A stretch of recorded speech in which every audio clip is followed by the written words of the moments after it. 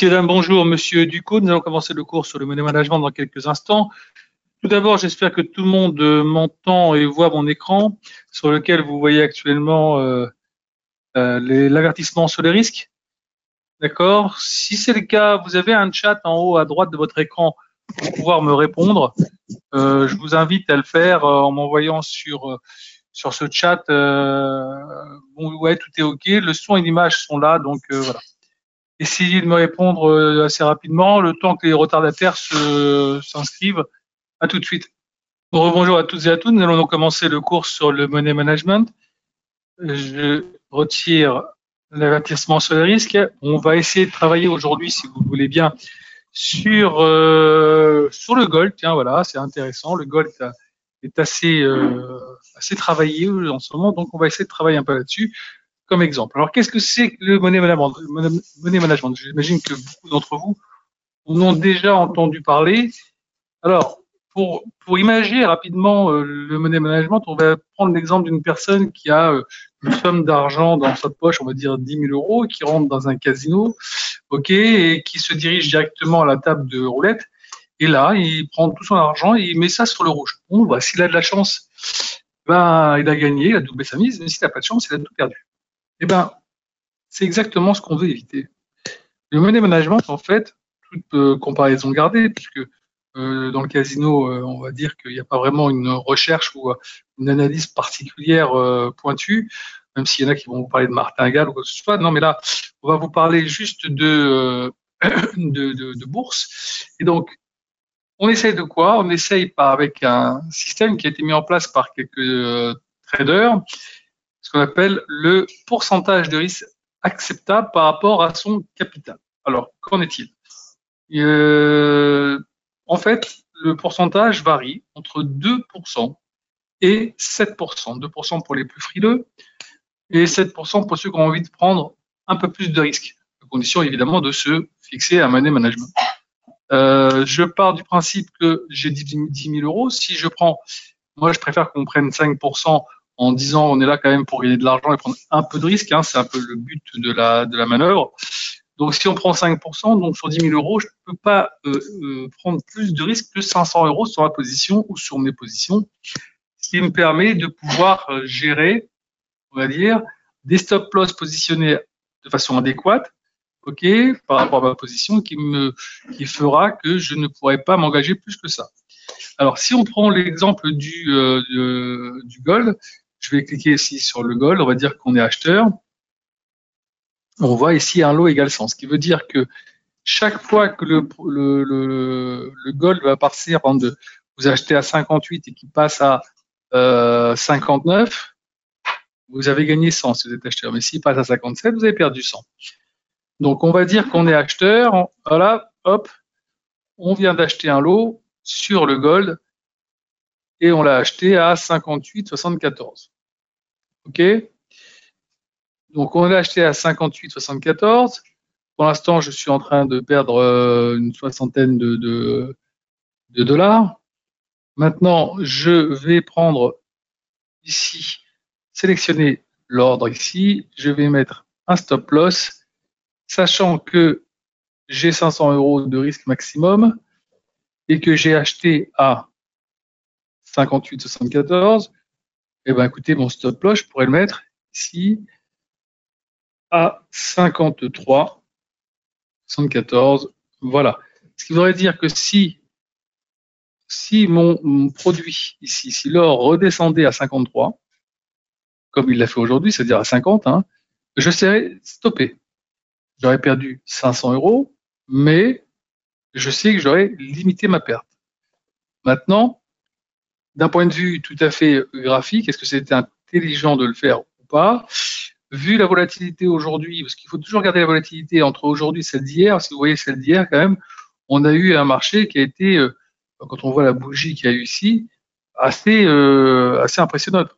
D'ailleurs, si vous regardez juste avant, on voyait bien les bougies n'étaient pas très actives, marché plutôt plat. Et là, on a une bougie qui nous donne envie de dire tiens, c'est dynamique, ça va peut-être aller chercher plus haut. D'ailleurs, aujourd'hui, on voit bien une fois que ça a baissé, la figure qu'on fait ici nous laisse à penser avec la mèche qu'on laisse derrière, plutôt une dynamique haussière. Donc, si j'ai mis ici, on appelle ça un stop loss ici à 53, si je veux être plus tranquille, le mieux aurait été de pouvoir le mettre aux alentours des 50, soit le plus bas qu'on a fait aujourd'hui. Pour cela, il aurait fallu aussi que je ne prenne pas un lot, d'accord, mais que je prenne que 0,5 lot. Alors, je m'explique. Je vais fermer l'ordre. Voilà. Je repasse un ordre ici de 0,5 lot. D'accord. À l'achat. Voilà. J'ai payé ici 59. Le stop loss, évidemment, si je le mets, modifier ou annuler l'ordre. Maintenant, ça sera plus 5 points. Ce sera 10 points. Donc là, 59, je vais pouvoir le mettre à 49. Et donc, là maintenant, je veux dire, je suis assez bien couvert dans ma prise de position, dans le sens où je suis au plus bas dans mon stop loss que le plus bas de la journée. Donc là, je me dis, j'ai quand même le temps de voir venir. Dans un marché qui se tient bien, j'ai envie de dire que mon stop loss est plutôt bien placé. D'accord? Là, maintenant qu'on a fait ça, je vais vous montrer quelque chose qui peut certainement vous intéresser. Alors, je répète, hein, la première des choses que vous devez faire, c'est d'abord d'avoir un graphique, hein, évidemment, et un graphique qui tient la route. Vous voyez bien ici, on avait ici une diagonale, une résistance diagonale ici qui était intéressante, qu'on n'arrivait pas à passer. Ce qu'on appelle ici, on formait une sorte d'entonnoir. D'ailleurs, on a bien vu ici, hop, et on a cassé par ici, par le haut, ce qui laisse à penser, car si on voit bien, on vient retaper ici plus ou moins là, cette bande-là, des 65-68. Si on la passe, vous pouvez être quasiment certain que la prochaine étape, ça sera ici. Vous allez chercher des 86-90 peut-être, ici dans cette zone-là.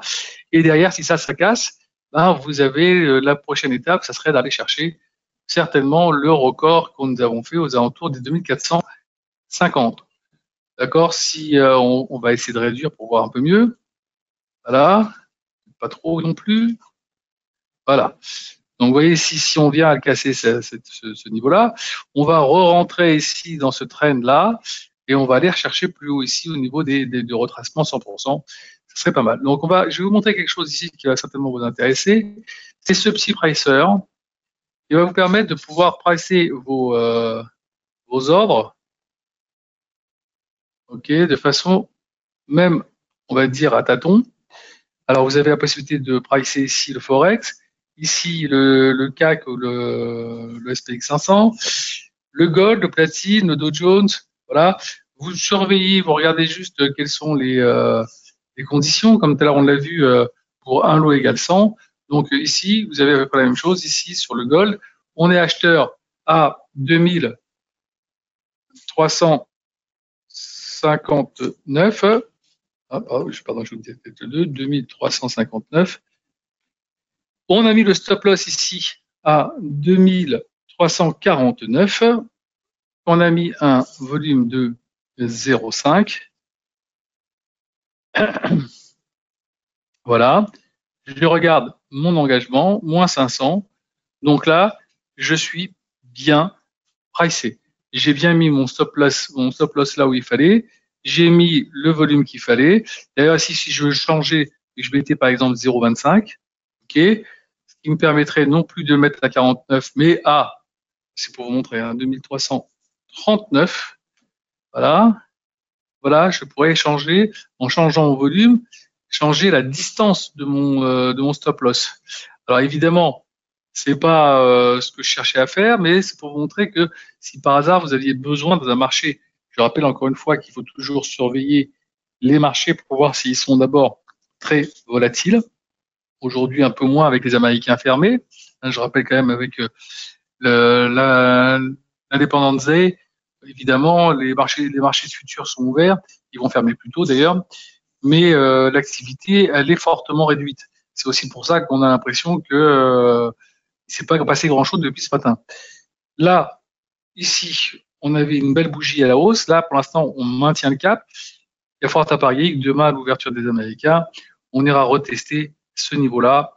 Enfin, on verra, parce que demain, il y a aussi du chômage américain qui pourrait peut-être venir contrarier l'après-midi, quelques bons élans qui ont été pris depuis 2-3 jours. Donc, je reviens sur sur ce pricer. Donc, comme vous l'avez vu, là, vous pouvez pricer comme vous voulez. Je le dis même de façon empirique, hein, c'est-à-dire que, imaginons que ça vaut 2360. OK. Vous avez voulu prendre un lot. Voilà. À quel niveau? Regardez, si je fais ça, ça me met à combien? Ça me fait 2100, donc c'est pas possible. Donc, je vais mettre ici à 2355. Voilà. Et hop, vous voyez tout de suite, vous avez vos moins 500, c'est bien pricé. Alors, pour ceux qui veulent recevoir ce pricer, je vous envoie tout de suite mon adresse f.ducot@avatrade.com. Vous m'envoyez un petit mail juste après le cours et moi je vous enverrai le pricer. D'accord? Ne touchez pas à la zone verte ici parce qu'elle n'a pas été protégée et c'est les données essentielles pour le calcul. Donc vous ne touchez pas ici. Juste vous mettez ici votre prix d'achat ou votre prix de vente, ou au contraire. Et ici vous mettez juste le volume que vous voulez travailler. Quand c'est fait, voilà, vous le gardez chez vous, il n'y aura pas de problème. C'est avec plaisir que je vous l'enverrai. Donc je fais une petite récap du money management. Nous avons ici, donc, quand vous avez pris, vous avez choisi votre produit, vous devez d'abord, primo, vous assurer d'avoir ici un bon graphique. D'accord? Quand vous êtes certain de votre graphique et vous avez vu que vous avez identifié on va dire les points importants et essentiels, par rapport à ça, vous allez décider oui ou non de prendre une position. À partir du moment où vous avez décidé de prendre une position, vous devez délimiter votre stop loss en vous disant voilà, je sais qu'à partir de là, ça devient plus très intéressant pour moi de garder ma position. Donc, il faut que je puisse mettre un stop loss à ce niveau-là. Pour ce faire, il faut que je choisisse le volume adéquat à cette position en fonction du pourcentage de risque que j'ai choisi. Donc, quand vous avez terminé tout ça, vous avez mis tout ça, vous avez regardé la volatilité du produit aujourd'hui et hier, évidemment, hein, et si vous voyez c'était plutôt un petit peu excité sur le marché, bon, vous faites en sorte de pas trop coller votre stop loss pour pas perdre votre position bêtement.